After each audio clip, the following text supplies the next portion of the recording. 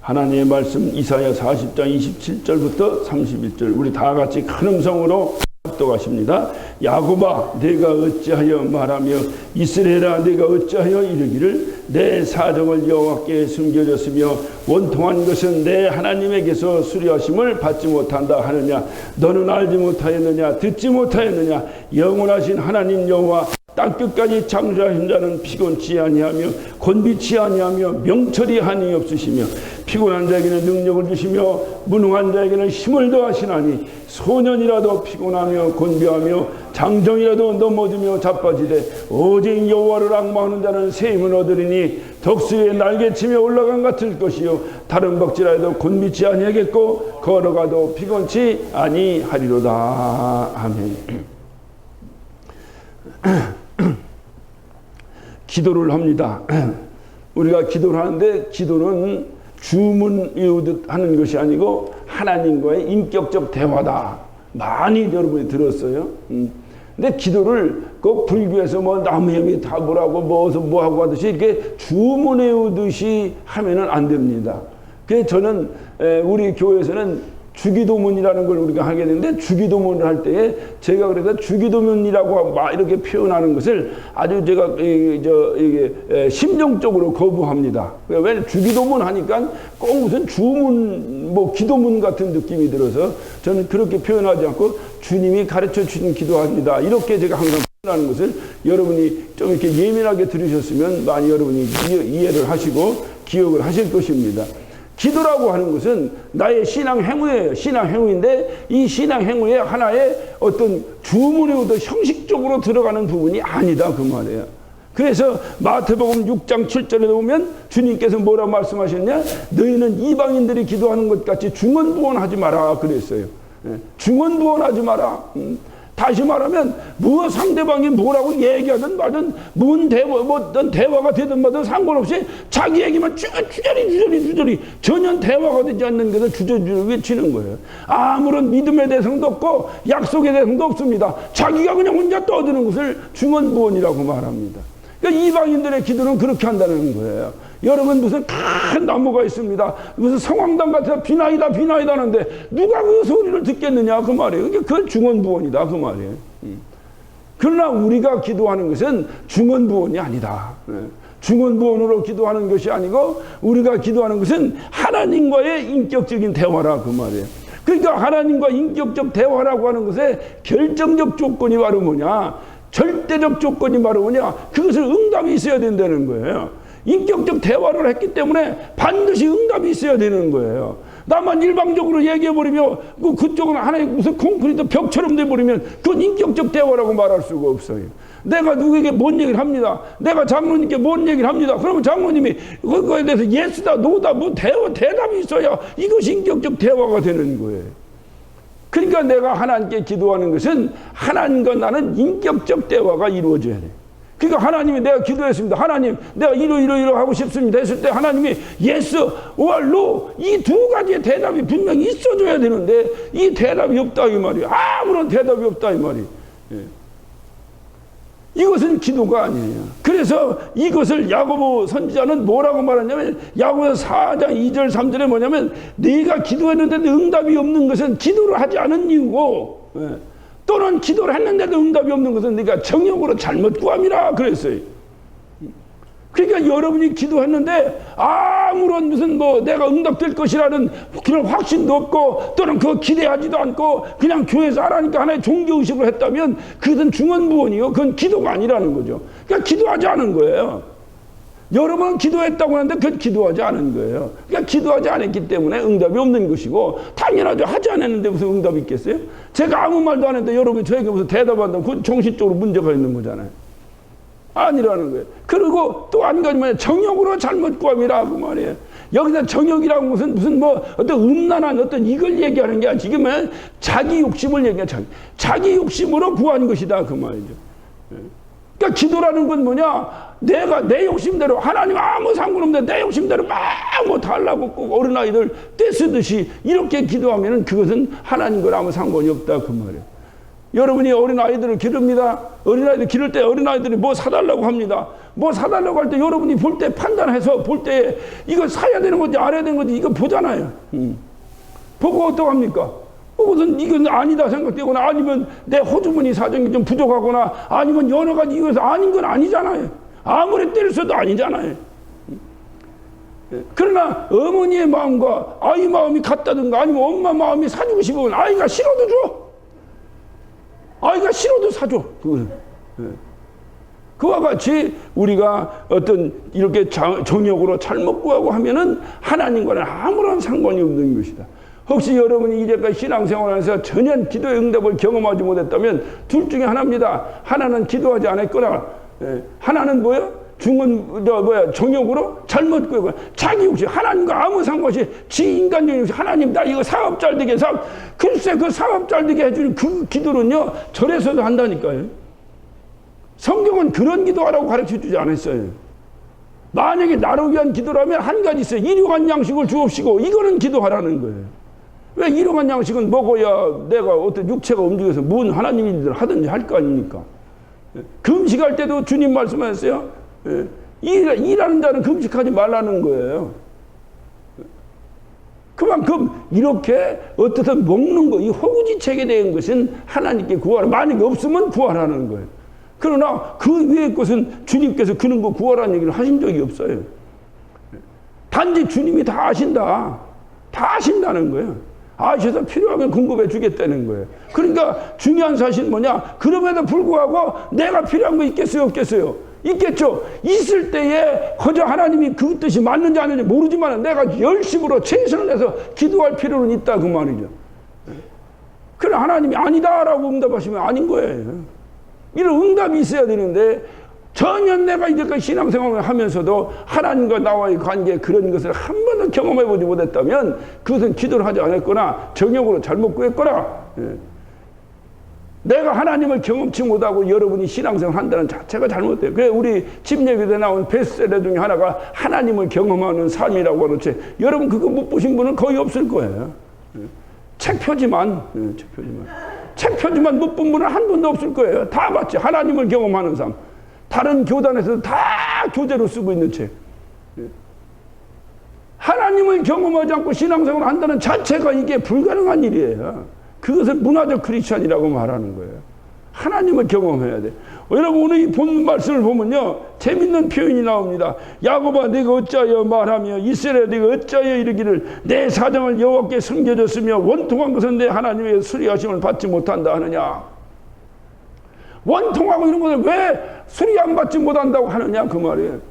다시 말하면 오늘 이 말씀에서 이스라엘 백성들이 기도하지 않은 것이 아니야. 이들은 기도했습니다. 원통하다. 나 하나님 나 이런 어려움이 있습니다. 이 사정을 하나님께 구하고 원통함을 구하고 했는데도 전혀 하나님부터 응답이 없는 거예요. 이유는 뭘까요? 우리 주님은 그 이에 말씀하십니다. 소년이라도 피곤치 아니하며 주님께서 여기 말씀하시죠. 소년이라 피곤치 아니하며 장정도 넘어지지 아니하고 하나님의 자녀는 그 어떤 어려움 가운데 일어나야 되는데 그런 자녀가 하나도 없다는 거예요. 지금 이스라엘에. 그렇게 이들이 기도하고 간구했는데도 하나도 응답된 것이 없다 이 말이에요. 그래서 하나님께서 심지어는 이들이 어떤 마음을 갖느냐 의심하기 시작합니다. 그래서 하나님이 정말로 계신 거냐? 여러분 그런 생각 드시죠? 여러분이 하나님 살아계시다는 걸 믿으시면 아멘 하시기 바랍니다.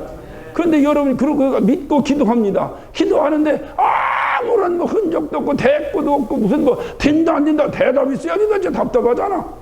그럴 때 딱 어떤 생각이 드시겠어요? 하나님 계시다고 하는 사실이 여러분 하나님 살아계시다고 하는 사실이 실질적으로 여러분의 신앙생활 가운데 무슨 역할을 합니까? 그게 아니잖아요. 그리고 맨 죽으면 천국 간다고 그것만 생각하고 있잖아요. 여러분 죽으면 천국 가는 것도 하나님 살아계셔야 천국 가는 거지 하나님 안 계신데 천국 갑니까? 그래서 내가 이 땅에 죽기 전에 이 땅에서 끊임없이 하나님을 경험하고 산 자가 천국에 대한 확신을 가지고 살아가는 거예요. 이것을 끊임없이 경험한 자가 이렇게 무슨 오늘날 동성결혼이었더니 뭐가 어떠니 이런 황망한 이 세상에서도 자기 믿음을 지키고 살아갈 수가 있는 거예요. 여러분 교회 다니면서 여러분 이론적으로 그냥 어떤 문화적으로 관습적으로 교회 다녀놓고 지금 이 동성결혼이 뭐니 이런 부분에 대해서 여러분이 조급인들 거기에 대해서 항거할 수 있겠습니까? 다 이해하려지. 아, 요즘 젊은 애들 그럴 수도 있지. 내 말 안 그러면 되지. 여러분 다 이렇게 너그럽게 생각하지 않겠어요? 성경은요, 다른 건 다 너그러우라는 거예요. 그러나 죄에 대해서는 절대로 너그러우면 안 된다는 거예요. 성경은 그걸 얘기하고 있어요. 그런데 오늘날 타락의 증세가 오니까 죄에 대해서 너그러워지는 거예요. 다 이해한다는 거예요. 이해한다는 거예요. 기독교가 왜 핍박받습니까? 이해를 못하니까 핍박받는 거예요. 다 이해를 해야 되는데 이해를 못하니까 핍박받는 거예요. 왜 이해를 못합니까? 살아계신 하나님을 경험했는데 어떻게 이해를 합니까? 여러분 로마서를 강의하면서, 제가 로마서 강의를 여러 차례 한 사람이에요. 로마서를 강의하면서 항상 1장, 그 1장을 넘어가기가 그렇게 힘들고 어려워요. 여러분 로마서 1장을 한번 읽어보세요. 사람의 입으로 담을 수 없는, 어디 세상에 어떤 세상 신문기사에도 그렇게 쓸 수 없는 신랄한 어떤 그런 죄악성을 드러내놓고 있잖아요. 그 죄악성 중에서 마지막 때 주님께서 너희가 하나님을 너희 마음에 두기를 싫어하며 내가 너희를 내버려뒀다는 거예요. 내버려두면서 나타난 현상이 뭐냐? 그것이 바로 뭐냐? 남자가 여자를 순리대로 쓰지 아니하며 그 얘기가 계속 나오는 거예요. 순리대로 쓰지 않는다. 순리대로 살아가지 않게 된다는 거예요. 지금 미국의 이런 형상은 어떤 현상인가? 성경적으로 얘기하면 하나님을 마음에 두기를 싫어한 거예요. 그러니까 하나님이 내버려둬 버린 거예요. 이런 심각한 상황 속에서 여러분도 함께 싸잡아 돌아갈 것이냐, 아니면 나는 함께 구별될 것이냐, 여기서 구별되는 것이 참 그리스도인이다 그 말이에요. 이것이 중요한 거예요. 이것이 그렇게 됐으니까 아이고 이거 세상 망하네. 그 세상 망하면 우린 좋잖아. 역설적으로 얘기하면 세상 망하면 왜 좋아요? 빨리 주님 만나니까 좋잖아. 여러분 그리스도인은 이런 담담이 있어야 되는 거예요. 무슨 상관이 있어요? 하나님 두기를 싫어서 하나님이 내버려둬서, 여러분 하나님이 내버려둬서 끝인 것이지 더 이상 뭐 얘기할 게 뭐 있어요? 여러분 자식이 말을 안 듣습니다. 하도 말을 안 들어요. 말 안 들으면 마지막 그렇게 하지 말라고 얘기해도 안 되면 뭐라고 말합니까? 네 마음대로 하라고 내버려두잖아요. 지금 하나님이 그렇게 하셨다 그 말이에요. 그러니까 이런 부분에 대해서 우리는 경각심만 가지면 되는 것이지, 뭐 그것 때문에 천지가 그 천지가 멸망하면 어때요? 우리는 그래도 그럼에도 불구하고 살아날 텐데 아무런 걱정할 게 없어요. 예수 믿는데 누가 그래서 예수 믿는데 근심하고 걱정하는 건 그것은 바로 죄악이라고 말씀했어요. 그것 때문에 여러분 뭐 염려하고 할 거 하나도 없습니다. 그래서 마지막 계시록 22장에 주님께서 뭐라고 경고합니까? 악한 사람 악한 대로 내버려두고 선한 사람 선한 대로 내버려두라는 거예요. 점점 구별되고 있어요. 양의 줄에 쓸 것이냐 염소의 줄에 쓸 것이냐가 점점 구별되고 있어요. 여러분 종말론이라는 것이 왜 나쁘냐? 종말론을 가지고 공포감을 조성하고 종말론 가지고 세상 멸망이 다 됐다고 겁을 주고 그래서 재산이나 갈취하고 이러니까 종말론이 잘못되는 거지만, 우리의 신앙생활에 건전한 종말론을 가지고 종말론적 신앙생활을 해야 되는 거예요. 내가 죽기까지 이 세상이 멸망하지 않는다면 언젠가는 주님이 약속해서 이 세상 멸망한다는 거예요. 그가 그렇게 멸망될 때 나는 호련히 변화되어 하늘나라에 간다는 거예요. 할렐루야. 그러니까 지금 멸망의 징조가 보이고 있다. 그럼 감사한 일 아니야? 이제 내가 호련히 변화될 때가 됐다. 할렐루야. 성경 수사할 필요 없어. 이제 조금만 지나면 하나님께서 알아서 자동적으로 다 해서 제일로 최상품으로 해서 올라갈 테니까 그거 할 필요 없어. 이제 그때가 언젠지를 우리가 알지 못하니까 내일이다 뭐다 해서 목사가 공갈치고 막 내일이고 뭐 한다고 외운다 날짜가 언제다 이런 짓 하는 이런 악한 선지자들이 또 생기게 됩니다. 예언할 테니까 한번 들어보세요. 분명히 또 생깁니다. 이제 이런 시대에. 여러분 작년 연말에 한국에 12월 달에 전쟁이 일어난다고 떠든 여자 있었어요. 지금 어디 갔는지 몰라요? 그래서 제가 얘기하는 거예요. 여러분 속살거리는 영한테 절대적으로 여러분 영을 뺏기면 안 됩니다. 그 여자도 뭐 괜히 지가 했겠어요? 누군가 기회도 되고 속살거렸으니까 했지. 우리는 기록된 하나님의 말씀 이것만 가지고도, 이 매뉴얼만 가지고 여러분 천국 가는데 조금도 지장이 없어. 여러분 신앙생활하는데 조금도 지장이 없어. 할렐루야. 이거 왜 다른 거에 대해 관심 가질 필요도 없어요. 이것도 제대로 못하는 형편에 뭐 다른 걸 관심 가져. 그러니까 오늘 여러분이 보는 말씀 보면 이 이스라엘 백성들은 지금 몸부림치며 기도한 거예요. 근데 하나님이 응답하지 않는 거예요. 왜 응답하지 않으실까? 아까 제가 서론에 말씀드렸어요. 이들 기도가 잘못된 거죠. 왜 잘못됐느냐? 이것을 주님이 오늘 여기서 말씀하시는 거예요. 자, 보세요. 28절에 너는 알지 못하느냐? 듣지 못하느냐? 이게 뭐예요? 지금 이스라엘에서 야곱이라는 건 이스라엘이라는 얘기잖아요. 야곱의 이름은 이스라엘이에요. 이스라엘이 하나님 왜 나의 원통함을 받아주지도 않고 나의 사정을 받아주지도 않고 이렇게 하나님 앞만 부르짖어도 아무 소용없고 진짜 하나님 계신 겁니까? 안 계신 겁니까? 라고 항의하는 그 이스라엘 백성들에게 하나님께 딱 뭐라고 하세요? 너는 나를 알지 못하느냐? 라고 말합니다. 이 말이 뭐예요? 내가 나한테 부르짖는 건 부르짖었지만 내가 누군지 알지도 못하고 부르짖었다 그 말이에요. 이거를 중언부언이라 얘기하는 거예요. 정명으로 잘못 구했든지 하나님이 누군지를 알아야 될 거 아니냐 이 말이에요. 여러분이 기도하는데 왜 기도 응답이 안 됩니까? 하나님이 누군지를 알아야 될 거 아니에요. 그래서 하나님이 누군지를 알면 하나님은 어떤 경우든 자기 자녀들을 세상에 망하는 무리들과 함께 통칭해가지고 그냥 함께 해서 이렇게 해서 멸망하게 하지 않으시는 분이라는 사실을 믿으시기 바랍니다. 그러니까 내가 하나님의 자녀냐는 분명한 것만 있으면 이 세상에 어떠한 문제가 있어도 걱정할 이유가 없다 그 말이에요. 어떠한 걱정할 이유가 없다 이 말이에요. 그러니까 이스라엘 백성은 뭐냐? 하나님이 누군지를 알지 못해. 전혀 하나님이 누군지를 알지 못해. 그러니까 하나님을 알지 못하고 네가 기도했기 때문에 바로 네가 아무리 부르짖고 해도 하나님이 전혀 대답하지 않으신 것이지 네 사정을 모르고 네 원통함을 몰라서 그런 것이 아니다 그 말이에요. 여러분 기도할 때 하나님이 누군지 아시고 기도하십니까? 오늘 그래서 하나님께서 이스라엘 백성에게 또박또박 말씀해 주시네. 하나님 어떤 분이시냐? 28절 봅니다. 영원하신 하나님이라는 거예요.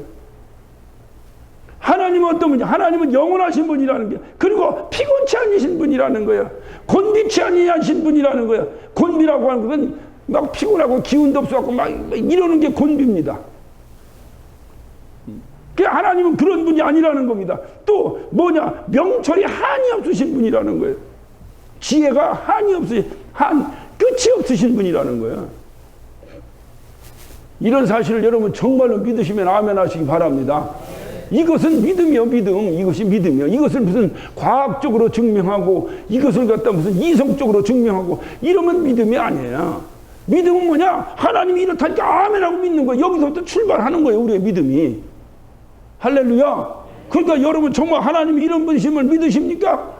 이거 믿고 내가 교회를 나와야지. 이걸 믿지 않고 누가 좋아서 나오고 누구 좋아서 나오고 교회 분위기 좋아서 나오고 다 헛것이라는 거예요. 점점 압박이 오고 점점 환란이 오고 점점 핍박이 올 때 이런 가라지들은 다 걸러진다는 거예요.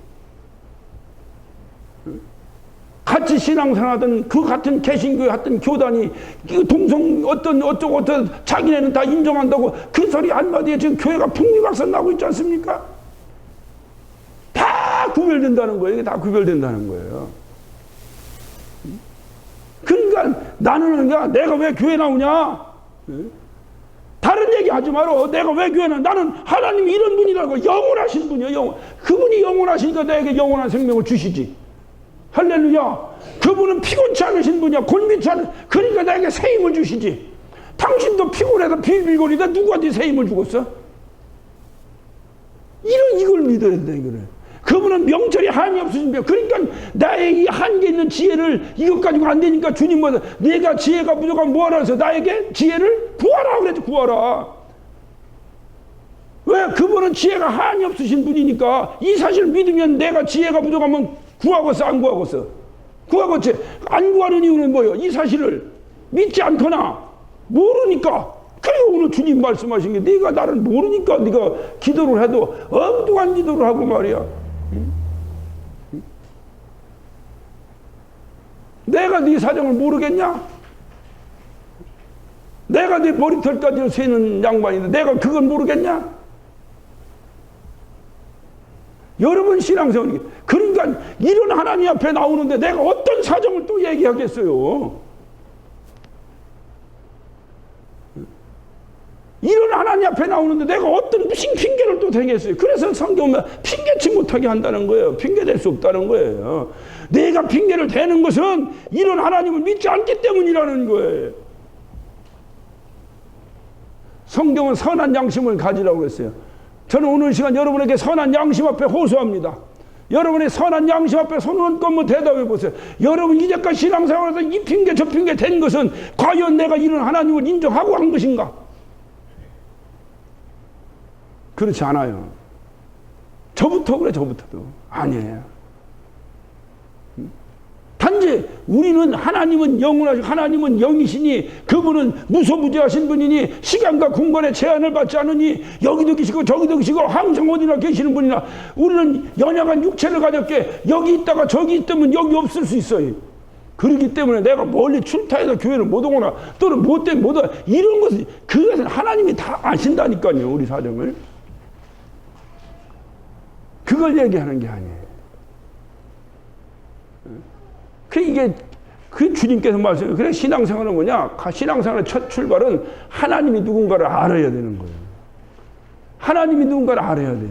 근데 하나님이 누군가를 아는 것은 어떻게 하느냐? 그것은 바로 성경 공부나 성경을 보고 하는 거예요. 왜냐하면 그거는 과학적으로 증명할 수가 없어요.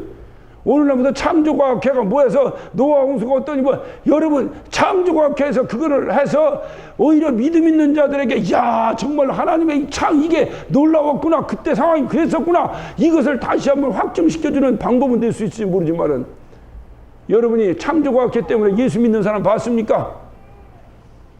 그것 때문에 예수 믿는 사람들이 있어요. 그런 것 때문에 사이언스 처치라고 들어보셨어요 혹시? 들어보셨습니까? 저쪽 LA 가면 육가하고 알렉산드리아 있는 데께 그 큰 미국 교회 하나 있어요. 그게 사이언스 처치입니다. 미국의 대표적인 이단 교회예요. 그건 글자 그대로예요. 이성과 과학으로 증명되지 않는 걸 안 믿는다는 거예요. 그러니까 예수의 동정녀 탄생을 믿겠어요? 안 믿겠어요? 안 믿어요. 그러니까 구원이 없는 거예요. 이단이. 굉장히 이성적인 교회 같지만 문제가 있는 거예요. 내가 예수를 믿고 하나님 믿었는데 그것이 이후에 실질적으로 뭔가 어떤 현상을 통해 증명을 받아 이거야 우리 신앙생활에 도움이 되는 일이고 너무 좋은 일이죠. 그러나 그것을 그렇게 했기 때문에 예수를 믿고 그것이 없으면 안 믿고 하는 사람은 믿음이 아니에요. 그거는 믿음은 난 잘 몰라도 그분이 진실이고 진실된 분이시고 그분은 진리라고 하니까 그분이 하신 말씀이니까 내가 믿습니다. 이게 믿음 아니야? 우리는 그렇게 믿음이 출발하는 거예요. 하나님은 어떤 분이냐? 하나님은 이런 분이에요. 영원하신 분이요, 우리를 창조하신 분이요, 피곤치 않는 분이요, 곤비치 않는 분이요, 명철이 한이 없으신 분이라 이 말이에요. 이런 하나님을 알고 앙망해야 되는데 이런 하나님을 알지 못하니까 앙망할 수 없고 알지 못하니까 누가 앙망하겠어요? 여러분 이런 분이라는 사실을 하나님 이런 분이라는 사실을 여러분이 분명히 믿음으로 안다면 여러분 하나님을 앙망하지 않겠어요? 악망이라는 건 뭐냐면 악망이라는 것은 다른 게 악이라는 건 우러러볼 악이에요. 우러러볼 악. 예, 예. 망이라는 것은 뭐예요? 바라보는 거예요. 바라볼 망이에요. 바라볼 망. 그러니까 악망이라는 이 말을 다른 말로 표현하면 악망이라고 하는 것은 우러러 바라보는 거예요. 예. 이거를 현대인의 성경에는 그냥 의지함이라고 표현했대. 의지함. 그러니까 악망이니까 하나님을 의지하는 거예요. 쉽게 표현하면. 그러면 여러분 생각해요. 이런 하나님인 것을 내가 믿으면 의지가 되겠어요? 안 되겠어요? 대답 한번 해봐요. 이런 하나님을 내가 믿으면 의지가 되겠어요? 안 되겠어요? 근데 왜 의지가 안 되는 이유는 뭐예요? 이론적으로는 성경은 됐는데 실질적으로 이 안에서 믿어지질 않는 거예요.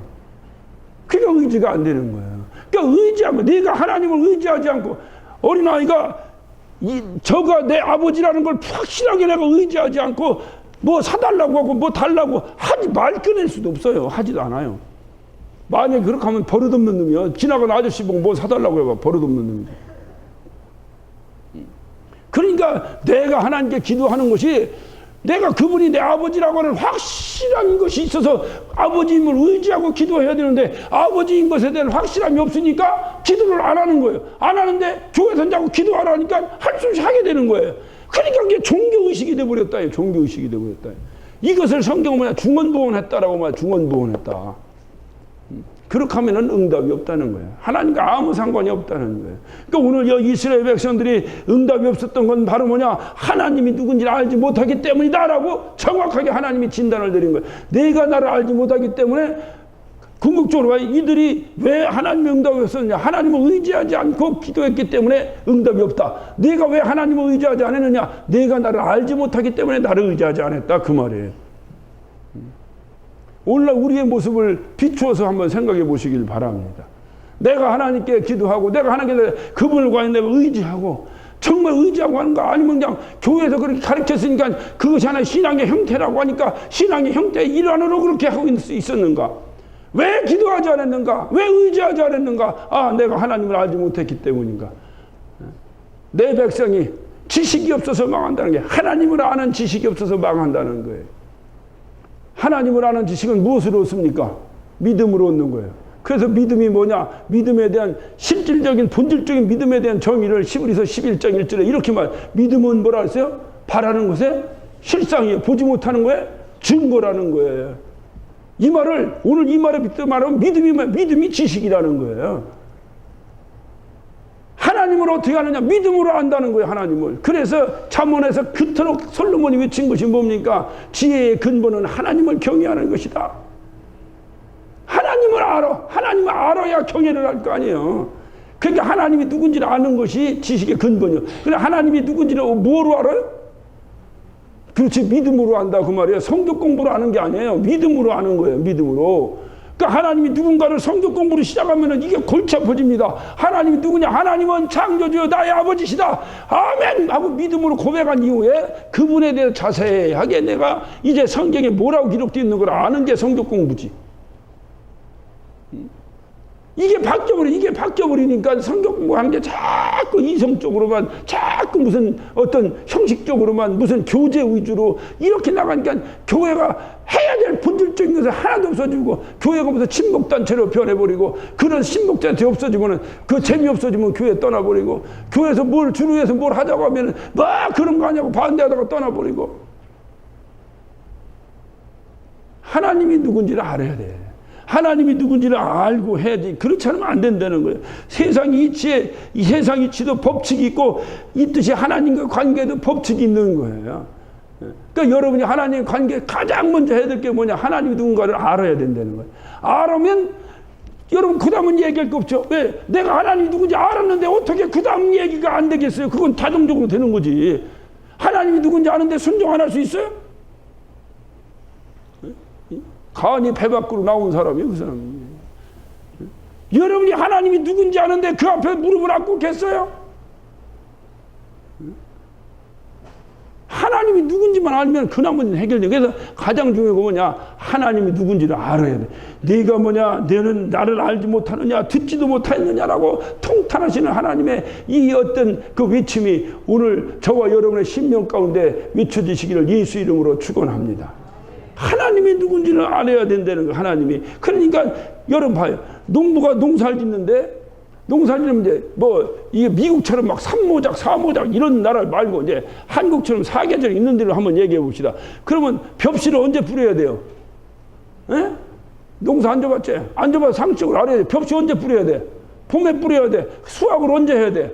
가을에 해야 되는 거요. 그런데 그 가을에는 다 쌀 수확하니까 쌀값이 떨어지게 생겼으니까 어떤 지혜로운 사람이 가을에 벽실을 뿌려.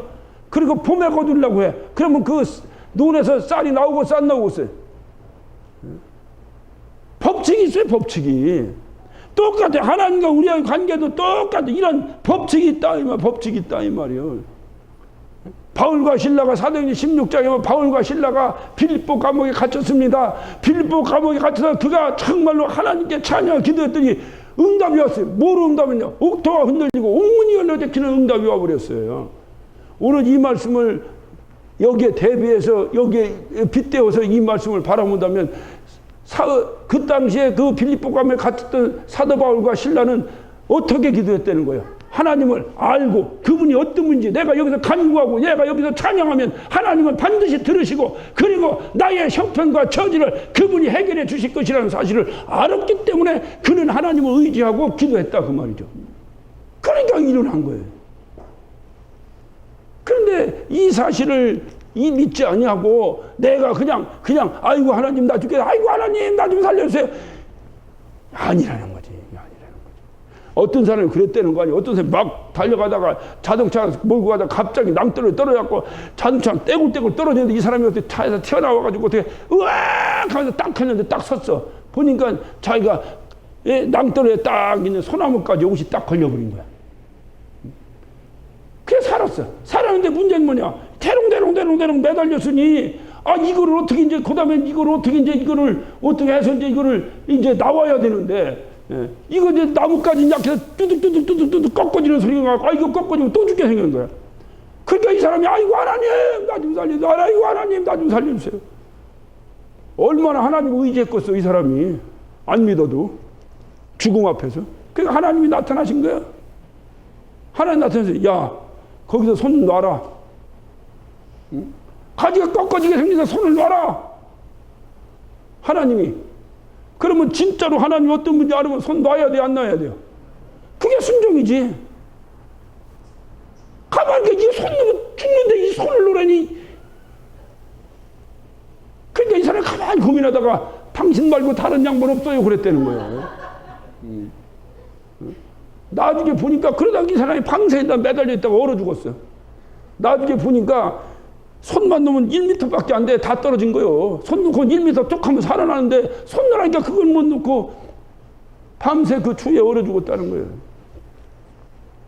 우리 자신을 잘 봐요. 우리가 그런 사람 아닌가 혹시. 그 사람이 왜 손을 못 놨어? 하나님이 어떤 분인가를 모르는 거요. 하나님이 어떤 분인가를 모르는 거예요. 지혜와 명철이 한이 없으신 분임을 모르는 거예요. 너는 지금 네 밑으로 1m만 떨어지면 되니까 손 놓아라. 근데 이 사람은 깜깜하니까 1m가 있는지 100m가 있는지 모르는 거예요. 이 사람은. 하나님 알아. 그래서 바울과 실라가 그 빌립보가에서 외쳤던 것은 뭐냐? 하나님 어떤 분인지 아는 거예요. 아니까 아는 분이 안 꺼내주면 하나님 뜻이 있겠지. 할렐루야. 그래서 놓으라고 하시는 부분에 대해서 순종하는 거예요. 그분이 나보다 더 잘 아시니까 내가 하나님 나 돈 좀 달라는데 왜 이렇게 돈을 안 줍니까?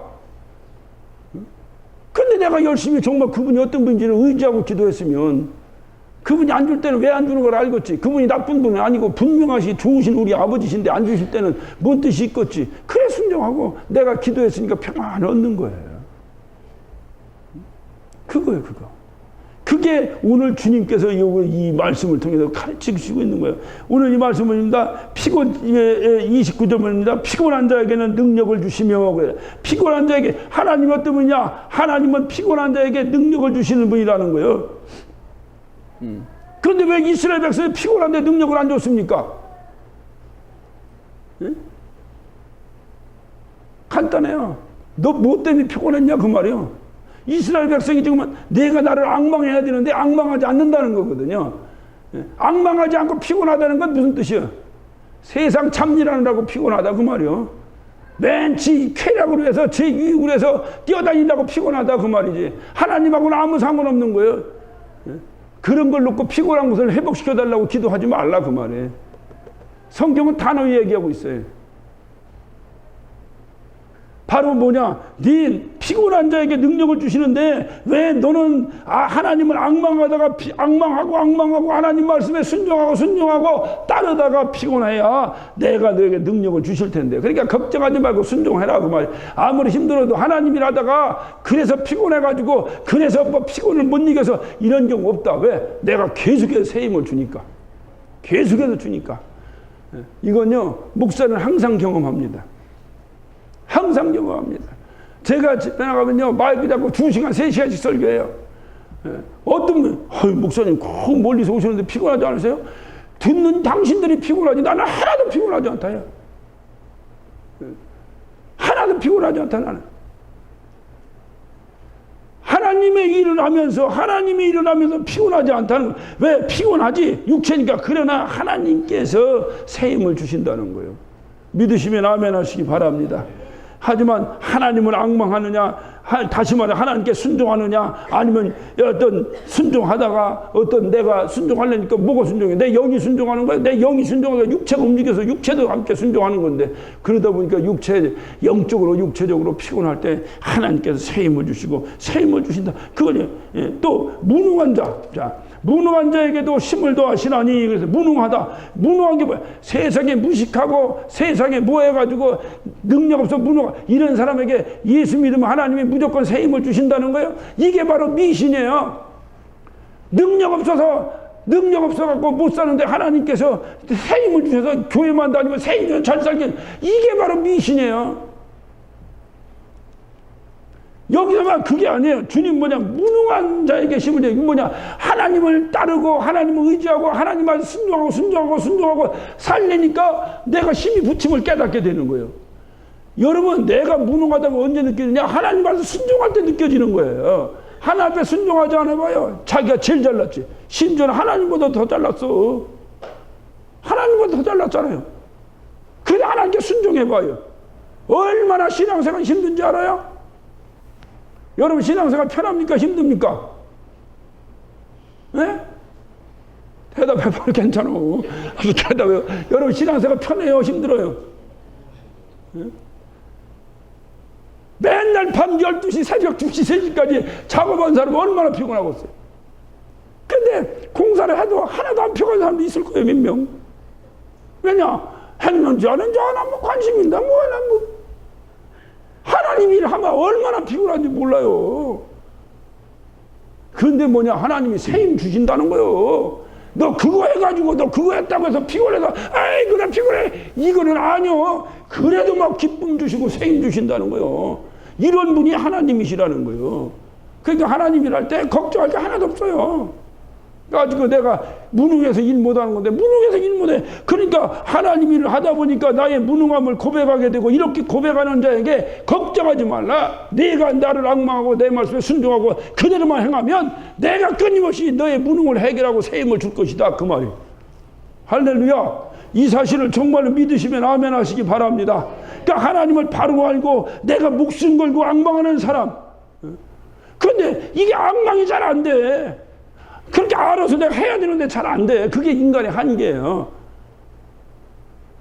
여러분, 사도 바울을, 여러분 로마서를 보시면 5장, 6장, 여러분 끊임없이 가면서 사도 바울은 뭐라고 말합니까? 우리는 죄에 대해서 죽은 자로 더 이상 죄를 지을 자격도 없다고 얼마나 죄에 대해서 큰 소리 칩니까, 사도 바울이. 그런데 7장에 와서 뭐라고 말합니까? 나에게 한 법이 있는데 죄의 법이 또 하나 있다는 거예요.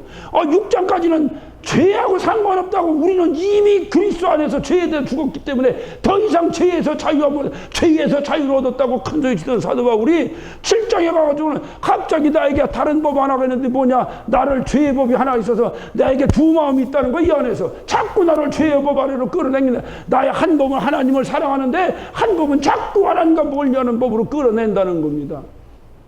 이게 사도 바울의 고백이요, 우리의 고백이요? 우리의 고백 아니에요?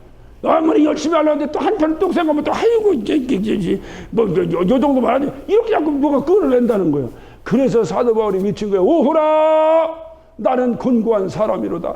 이 사망의 몸에서 누가 나를 건져내랴. 이것이 바로 자기의 무능함을 깨달은 거예요. 이것이. 그러고 나서 그는 답변 뭐라고 합니까? 나를 살려내서 하나님께 감사한다는 거. 하나님께 하나님이 새 힘을 주신다는 걸 아는 거지. 할렐루야.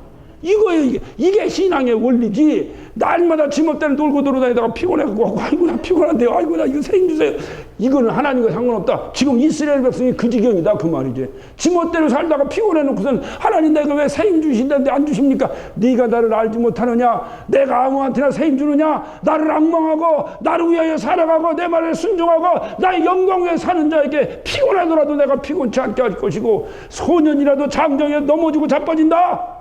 그러나 나를 앙망하는 자는, 마지막 오늘 말씀의 결론입니다.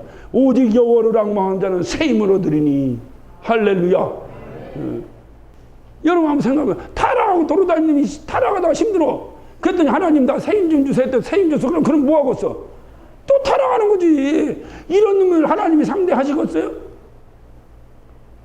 하나님은 누구냐? 내가 나를 악망하고 하나님을 악망한다는 거예요. 하나님을 의지한다는 거예요. 하나님 이런 분인 거 안다는 거예요. 알고 의지하니까 하나님이 하라는 대로 순종하고서 안 하고서. 그 하나님을 악망한다는 증거는 뭐냐면 내가 하나님 말씀에 순종하고 있느냐. 그것이 하나님을 악망한다는 증거예요. 하나님 말씀에 순종하려니 육체가 따라가려니 힘들고서 편하고서 힘들어. 그럴 때 아이고 그러고 힘들기도 하고 내가 하나님은 이렇게 하라는데 내 능력의 한계를 느끼는 거야. 하나님이 김이 경영 너 설교는 더 잘하라. 아멘. 순종하려고 했다 보니까 내가 능력의 한계를 느끼는 거야. 이렇게 능력의 한계를 느낄 때에 하나님이 새 힘을 주신다 그 말이에요. 할렐루야. 저 어떻게 내 새 힘 받은 것 같아 안 받은 것 같아? 받은 것 같아? 새 힘 주신다. 새 힘 주신다.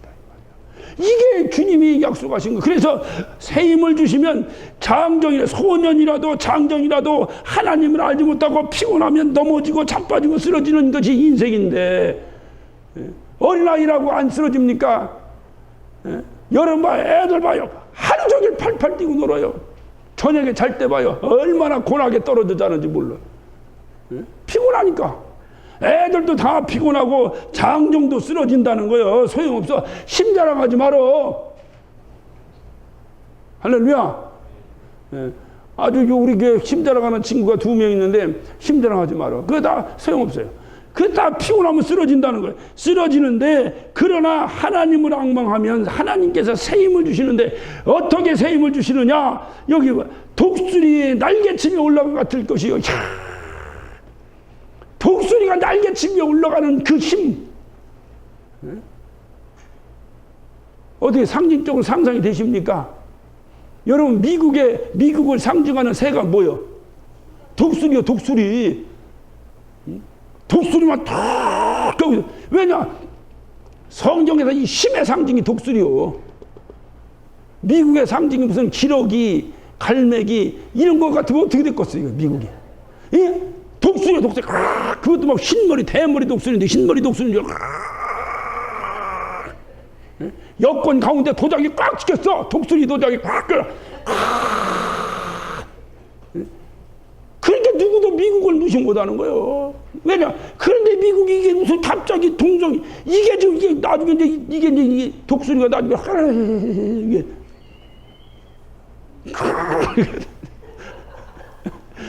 그러니까 독수리 날개치며 올라간 것 같을 것이요. 이 독수리 날개치며 올라간 것 같을. 야, 독수리가요 얼마나 힘이 좋으냐. 가다가 먹잇감 있으면 촤 하고 내가 발톱으로 팍 차고 올라갑니다. 자기 몸무게보다 훨씬 무거운 것도 채고 올라가요. 독수리가요. 얼마나 이 날개 힘이 좋은지. 그래서 멀리 나무 꼭대기에 앉았던 까마귀가 가만히 보니까 독수리가 갑자기 휙 이더니 양이 쭉 지나가는데 가만히 갔거든요. 휙 하고 내려갔는데 뒤에 새끼 양 하나를 팍 쳐갖고 하늘로 올라가더라는 거예요. 그러니까 까마귀가 가만히 맨날 배추벌레나 잡아먹으러 다니다 보니까 야 저거 한 마리 잡으면 평생을 먹겠는데 말이에요. 그러니까 이 까마귀가 지도해본다고 갑자기 날개를 확 접고 휙 하고 떨어진 거예요. 떨어갖고 양 등어리에 딱 올라탔어. 딱 올라타고는 탁 집었어. 양을 찝고 올라가니까 올라가줘야지 이게. 그러다가 목동한테 맞아 죽었다는 거예요. 안 되는 거예요. 그런데 독수리가 팍 치고 이 힘을 누가 주시냐? 하나님이 주신다는 거예요. 할렐루야. 그러니까 하나님이라고 피곤하고 이거는요 오히려 하나님께서 나에게 새 힘을 주실 찬스다. 할렐루야. 안 피곤하면 안 주셔. 그러니까 하나님의 새 힘을 얻으려면 어떻게 해야 되겠어? 피곤해봐야지. 근데 그냥 피곤한 게 아니라 뭐로 하면서? 하나님을 앙망하면서 피곤해. 하나님을 앙망하기 위해서 내가 피곤해 봐야 된다. 이 말이에요. 그래서 썬데이 크리스찬들은 안 된다고 얘기하는 거예요. 일주일에 한 번 교회 나오고 피곤하겠어 안 하겠어? 이제 교회도 이렇게 됐기 때문에 오늘 이제 우리 전사님하고도 상의해서 결정하려고 합니다. 이제 빠르면 다음 주부터 우리 새벽 기도 시작합니다. 이제 피곤하기 시작하는 게요. 이제 아침에 자지 않고 여러분 새벽에서 축구 보느라고 앉으면 피곤하지 않은데 새벽에 나오면 피곤해. 근데 끝나고 갈 때 봐. 새 힘이나. 이게 하나님이 이러세요. 독수리가, 그래서 여러분 이 독수리는요, 참 하나님이 참 기기 묘묘합니다. 이 독수리는 왜 죽느냐? 다른 모든 것은요, 병 걸려 죽든지 늙어 죽든지 다 그렇습니다. 독수리는요, 늙어 죽질 않아요. 독수리는 늙음이 없어. 네. 독수리는 어떻게 죽냐? 독수리는 자꾸 이 부리가 이렇게 꼬부라서 그냥 꽉 쪼아 먹으라고. 근데 손톱 자르듯이 이 부리가 계속 자라는 거야, 이렇게. 그래서 부리가 자라서 이렇게 딱 오그려지면은 입이 벌어지겠어, 안 벌어지겠어? 안 벌어져. 그래서 굶어 죽어, 독수리가. 그래서 독수리가 이게 부리가 이렇게 되면 자꾸 바위를 쫓는 거예요. 이거 깨는 거예요. 그래갖고 이게 입이 벌어져야 또 먹어. 입이 벌어지면 먹어. 그렇게 하다가 결국 나중에 이렇게 되면 입이 콱 닫혀. 그래서 독수리는 늙어 죽지 않는다. 다만 굶어 죽을 뿐이다. 독수리는 굶어 죽는 거예요. 그게 얼마나 힘이 좋으냐 이 말이에요. 독수리가. 이런 독수리와 날개침에 올라간 같은 거요. 다른 박쥐라도 곤비치 아니하겠고, 다른 박쥐라도 곤비치 아니하겠고, 걸어가도 피곤치 아니하리로다. 하나님을 하면서 달려다니고 하나님을 하면서 걸어다니면 조금도 피곤치 않을 것이다 말이야. 디모데후서 4장 7절에 보면 바울은 믿음의 경주에 대해서 이렇게 고백합니다. 내가 달려갈 길을 마치고 믿음을 지켰으니, 끝까지 믿음을 지켰으니. 야, 이 고백이 이게 참 기가 막힌 고백이요. 우리도 마지막 주님만 할 때 이 고백이 있기를 바랍니다. 내가 달려갈 길을 마쳤습니다. 달려갈 길을 가는 동안에 믿음을 한 번도 저버리지 않냐고 끝까지 지켰습니다. 그러니 이제 이후로 주님 나에게 약속하신 게 있지 않습니까? 뭐요? 이후로는 나에게 뭐를? 의의 면류관이 예배되어 있으니. 우리 교회 여기다 딱 붙일 거예요, 그거. 여기다 지금 준비하고 있어요. 여기 벽에 장식을 할 때 이제 이후로는 의의 면류관이 약속되어 있으니 하고 다 붙여놓을 거예요. 할렐루야. 예. 그거. 그러니까 바로 뭐냐? 그냥 내가 믿음의 경주를 끝까지 할 수 있었던 건 뭐예요? 피곤하지 않으니까. 힘들어도 새 힘을 주시니까 또 일어나니까 끝까지 간 거예요. 42.195km를 달릴 때에 그 힘들어서 가다가 처음엔 열심히 가다가 그냥 다리 꼬여갖고 주저앉잖아요. 근데 끝까지 뛰는 건 뭐냐? 힘이 피곤해도 또 새 힘이 나오고 앞에 결승 테이프를 딱 보니까 더 힘나. 그러니까 그 막 기진맥진한 선수가 마지막 그 골이 나기 위해서 스타디움에 들어올 때는 더 빨리 뛰어. 몇 앞에 그 골인정을 보니까 힘이 또 나. 여러분 이걸 보면서 우리가 뭘 생각하냐? 내 앞에 보이는 천국을 바라보면 힘이 또 나는 거예요. 막막하게 뛰니까 힘든데 앞에 소망을 딱 보니까 또 힘이 나, 또 뛰는 거예요. 이렇게 주님을 앙망하는 자에게 주님이 새 힘을 주신다는데, 중요한 것은 주님을 앙망할 때 주님이 우리에게 지혜를 주셔서 지금이 내가 달려갈 때인지 아니면 지금이 내가 걸어갈 때인지 이런 지혜를 주님이 우리에게 주신다는 거예요. 그럼에도 앙망하지 못하는 이유는 뭔가? 오늘 설교를 마치면서 여러분에게 의문을 던집니다. 이럼에도 불구하고 내가 주님을 앙망하지 못하는 이유는 뭔가? 그것은 내 삶의 주인, 내 삶의 주도권을 아버지에게 넘겨드리지 못했기 때문에 그래요. 아직도 내 삶의 주도권을 내가 가지고 있기 때문에 그래요. 주님은 잠언 16장 9절에 이렇게 말씀하십니다. 계획은 네가 세웠을지라도 인도하시는 이는 하나님이시니라. 할렐루야.